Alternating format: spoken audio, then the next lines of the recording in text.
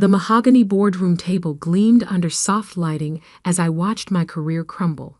My sister Victoria stood at the head of the table, her perfectly manicured hands planted firmly on its surface, her expression a mask of false regret. I'm Madeline Carter, and this was the day my sister decided to destroy me. As the new CEO of Carter Technologies, Victoria's voice carried across the stunned silence. My first action must be to address the inefficiencies in our leadership team. Her eyes locked onto mine, cold and calculating. Madeline, your performance as Chief Innovation Officer has been consistently disappointing. I sat perfectly still, my face betraying nothing as 2 decades of memory flashed through my mind. Dad building Carter Technologies from nothing, teaching us both the business from the ground up, making us promise to always protect his legacy together. Dad had been gone just 3 months, and already Victoria was breaking that promise. The numbers don't lie, she continued, clicking through her presentation. Your R&D department has failed to produce any significant breakthroughs in the past year. Our competitors are leaving us behind. What Victoria conveniently failed to mention was that I'd spent that year developing something revolutionary, something that could transform Carter Technologies from a mid-sized tech company into an industry leader. But the prototype was still in my private lab, waiting for the perfect moment to unveil it. A moment that would never come now. Therefore, Victoria straightened her designer blazer, effective immediately. Madeline Carter is terminated from her position at Carter Technologies. The board members shifted uncomfortably. Some had known me since I was a child, had watched me grow up in these halls, but none spoke up. Victoria had spent months consolidating her power, replacing key members with her own allies. You can't do this, I said quietly, my voice steady despite the rage building inside me. I own 30% of this company. Victoria's smile turned predatory. Actually, according to Dad's will, you own 20%. The board owns 30, and I control the remaining 50. The vote has already been taken. She slid a document across the table. The board has agreed to buy out your shares at current market value. I glanced at the number. It was insultingly low. Victoria had been deliberately tanking our stock price for months, all part of her plan. And if I refuse, then we'll freeze you out. No vote, no influence, no salary. You'll be nothing but a silent partner watching from the sidelines. She shrugged elegantly. Take the money, Maddie. It's more than you deserve. I stood slowly, gathering my things with deliberate care. The weight of my private lab keycard seemed to burn in my pocket. The key to everything Victoria thought I'd failed to create. You know what's funny, Victoria? I said, pausing at the door. Dad always said you were the smart one, the ruthless one, the one who would do anything to win. He was right, she smirked. No, I smiled, thinking of the prototype waiting in my lab, of the patents filed under my private holding company, of the plans I'd made for exactly this scenario. He wasn't. I walked out of Carter Technologies for the last time, my heels clicking against marble floors that had once felt like home. Security followed, making sure I didn't take anything but my personal belongings. They needn't have bothered. Everything important was already gone. In my car, I pulled out my phone and made a call I'd hoped I'd never have to make. Ms. Jane, it's Madeline Carter. Remember that contingency plan we discussed? It's time. Jessica Zhang, the most ruthless venture capitalist in Silicon Valley, had been waiting for this call. Excellent. I'll have the paperwork ready in an hour. Your prototype performs as promised? I smiled, thinking of the revolutionary AI system I'd spent the past year perfecting. The one Victoria thought didn't exist. better than promised. And Victoria just made it available for the highest bidder. She fired you. Yes, and severely undervalued my shares. Jessica's laugh was sharp and appreciative. Perfect. That makes the hostile takeover much easier. Are you ready to play hardball, Madeline?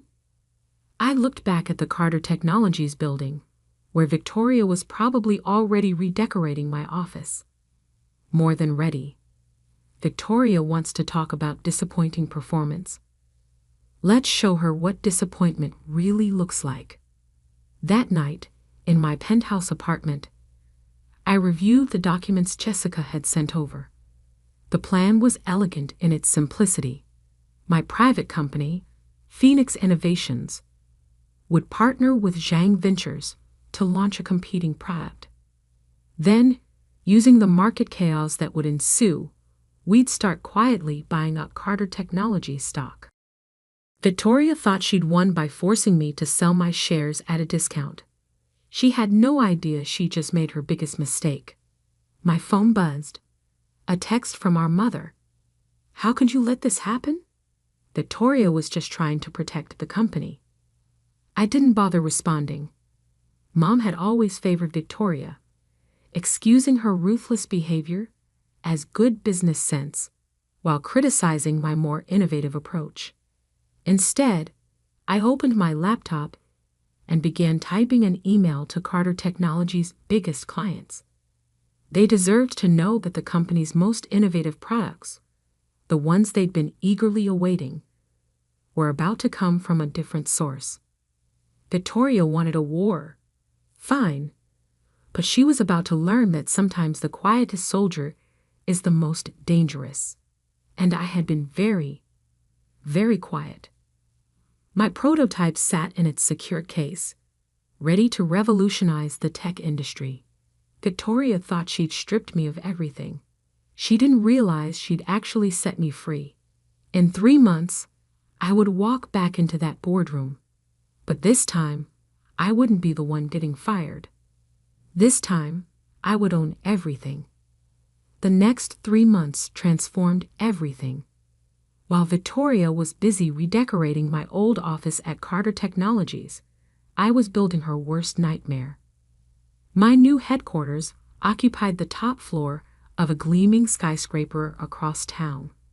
Floor-to-ceiling windows offered a perfect view of Carter Technologies' building, a constant reminder of what I was fighting for. The prototype testing is complete, Dr. Marcus Chen, my lead engineer, announced as he entered my office. It's exceeding all benchmarks. Zhang Ventures is impressed. I smiled, reviewing the data on my tablet. The AI system I developed would revolutionize how companies handle data processing. It was exactly what our biggest clients had been begging for, and exactly what Victoria thought I'd failed to create. What's the word from Carter Technologies? I asked, though I already knew. I had sources everywhere now. Marcus grinned. Chaos. Their stock dropped another 15% this morning. Clients are jumping ship left and right. Victoria's trying to fast-track a competing product, but all their best engineers now work for us. I finished. I'd made sure to hire them within days of my departure, offering better pay and creative freedom. My phone buzzed. A text from my mother. Victoria's struggling. The board is asking questions. Please stop whatever you're doing. I deleted it without responding. Victoria had made her choice 3 months ago. Now she could live with the consequences. Jessica Zhang strode into my office, her sharp suit and sharper smile indicating good news. We just acquired another 5% of Carter Technologies through our shell companies. That puts us at 18% total. I nodded, pulling up the ownership breakdown on my screen. Victoria still thinks she's untouchable with her 50% stake. She hasn't noticed the ground shifting under her feet. Speaking of shifting, Jessica settled into a chair. Your old friend, James Morrison from the board, reached out. He's ready to flip his voting shares to our side. Apparently, Victoria's latest temper tantrum in the boardroom was the last straw. I remembered James. He'd been one of my father's closest friends and had never approved of Victoria's hostile management style. His 10% stake would be crucial. Perfect timing, I said. The product launch is scheduled for next week. Once we announce Phoenix Innovations' new AI system, Carter Technologies' stock will plummet. Jessica finished, her smile predatory. And we'll be ready to buy. The product launch was everything we planned for. I stood on stage at the tech industry's biggest conference, presenting the AI system that would change everything. In the audience, I spotted several Carter Technologies board members, their expressions growing increasingly panicked as they realized what they'd lost. Victoria sat in the front row, her face a mask of fury as she watched me unveil the innovation she'd claimed I couldn't create. When I announced that Phoenix Innovations had already signed contracts with 3 of Carter Technologies' biggest clients, she stormed out. The next morning, Carter Technologies' stock dropped 40%. Your sister's online one, my assistant announced later that day.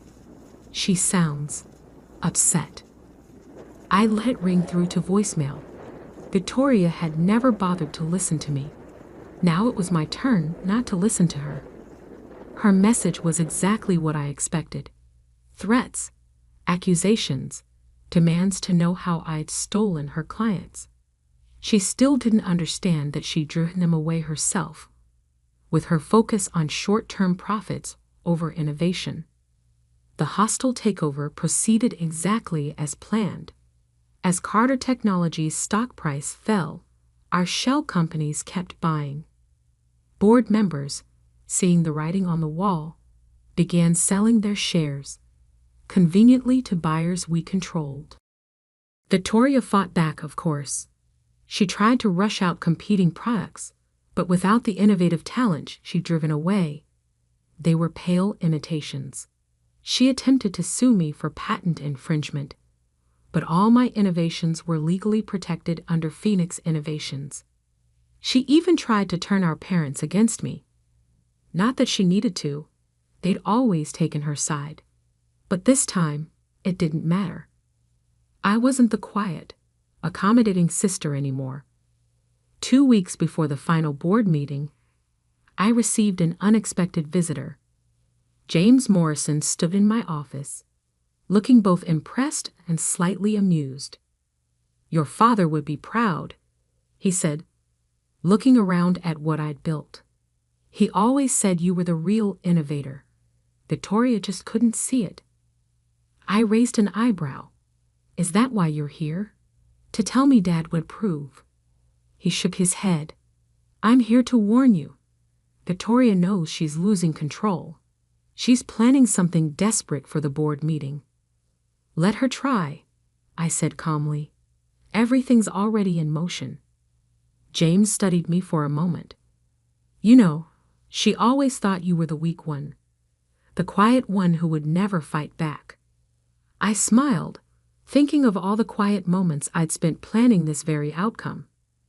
That was her first mistake. The night before the board meeting, I stood in my office looking across at the Carter Technologies building. Tomorrow, everything would change. My phone buzzed with a final text from Victoria. Whatever you're planning, it won't work. This is my company. I didn't bother responding. Instead, I opened my laptop and reviewed the final numbers one last time.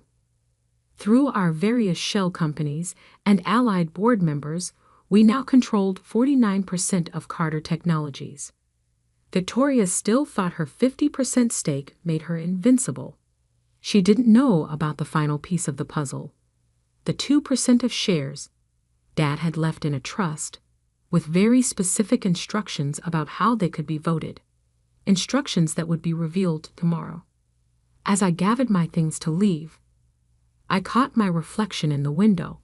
I looked different now, Stronger, sharper, more like the CEO I'd become. Victoria had tried to erase me from our father's legacy. Instead, she'd given me the push I needed to build my own. Tomorrow, I would walk into that boardroom not as the sister she betrayed, but as the woman who now controlled her fate.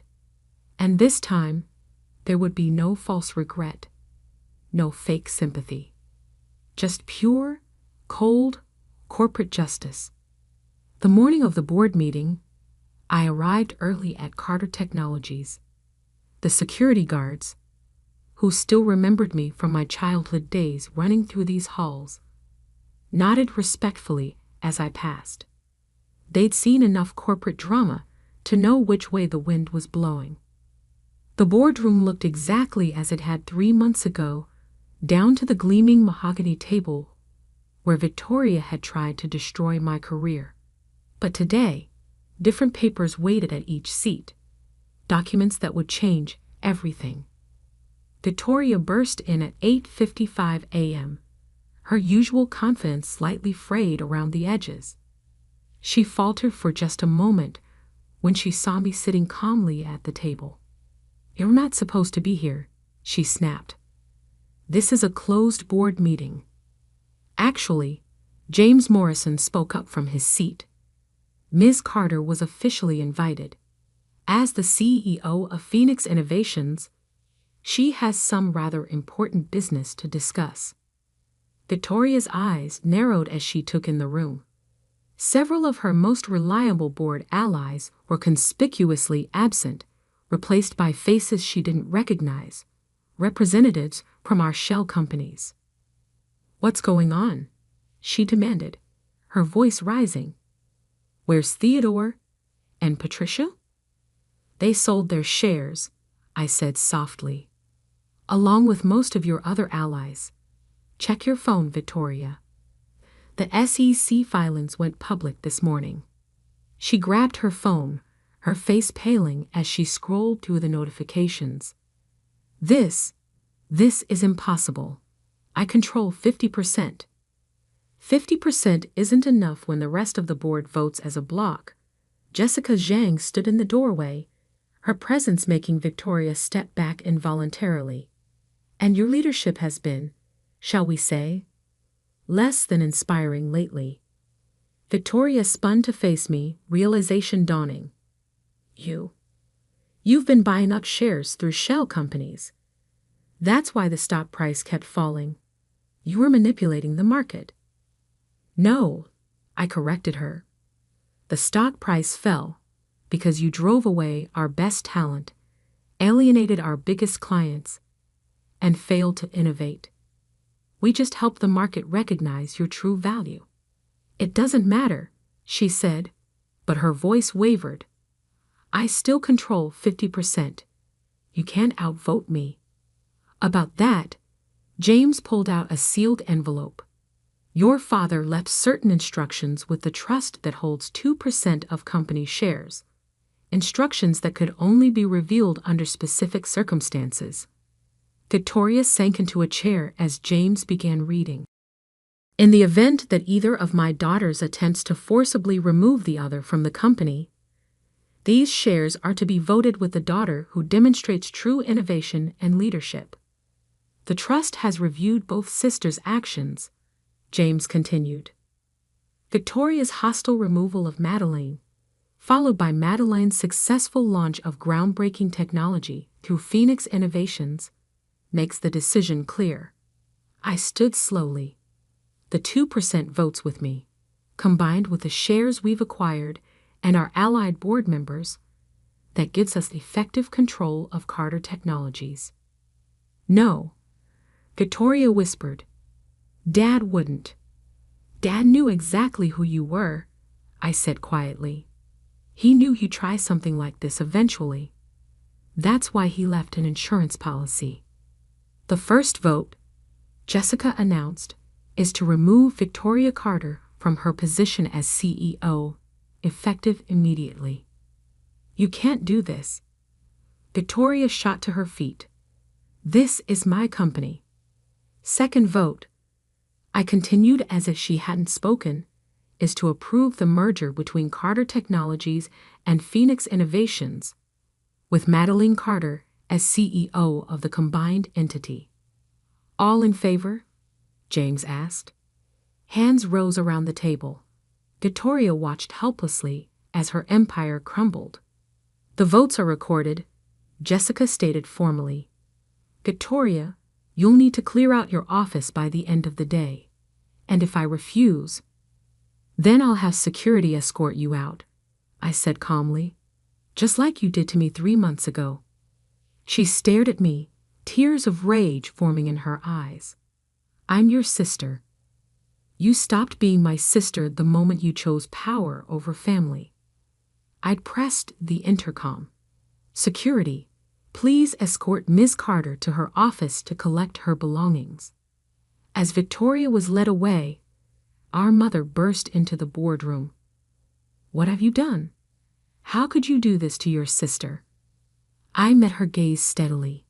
The same way you both did it to me.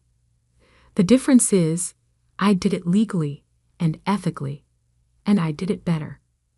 Over the next year, the merged company flourished. My AI technology revolutionized the industry, just as I'd planned. Stock prices soared, clients returned, and innovation once again became our driving force. Victoria tried to fight back, of course. She attempted lawsuits, leaked stories to the press, even tried to start a competing company. But without Dad's name or money behind her, she discovered just how hard it was to succeed on merit alone. Our parents took her side, naturally. Holiday dinners became a thing of the past, but I didn't mind. I had built my own family now. A team of brilliant innovators who valued creation over destruction. 1 year to the day after the takeover, I sat in my office, the same office where Victoria had once reigned. A familiar figure appeared in my doorway. Miss Carter? My assistant looked uncertain. Your sister is here. Victoria stood behind him, looking different, humbler. The designer clothes and perfect makeup were gone, replaced by a simpler, more authentic version of my sister. Can we talk? She asked quietly. I studied her for a moment, then nodded. Close the door. She sat across from me, fidgeting with her purse. I've been doing a lot of thinking this past year. About Dad, about the company, about what you built while I was busy trying to tear you down. And you were right. About everything. She took a deep breath. I wanted to control Dad's legacy so badly that I forgot what that legacy was supposed to be about. Innovation, creation, building something meaningful. I leaned back in my chair, waiting. I'm not asking for my job back, she continued. I don't deserve it. But I've been developing some ideas of my own. Small stuff, nothing like your AI system. But it's mine, and it's honest. She pulled out a business plan, sliding it across my desk. I'm not asking for money or support. I wanted you to be the first to see it. I picked up the proposal, scanning it thoughtfully. It was good, genuinely good. A small tech solution for local businesses, the kind of thing that could help real people. You did this yourself? She nodded. No shortcuts. No writing on Dad's name. Just me. Learning to code in my apartment, trying to build something real.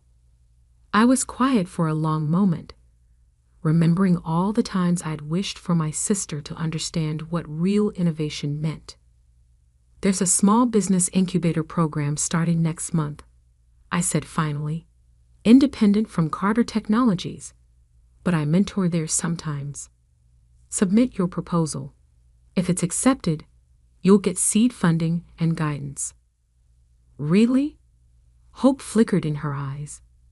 On one condition. I held up a finger. You earn it. No special treatment. No family connections. Just your idea and your work ethic." She stood, straightening her shoulders. "That's all I'm asking for. A fair chance to prove myself." As she turned to leave, I called after her. "Victoria?" She paused at the door. "Dad would be proud. Not of what happened before, but of what you're trying to do now." A small smile curved her lips, not the predatory smirk I remembered, but something more genuine. "Thanks, Maddie. But I think he'd be prouder of you." After she left, I stood at my window, looking out at the city where both our dreams were taking shape. Victoria had needed to lose everything to learn what real success meant, and I had needed to lose my place in the family to find my true strength.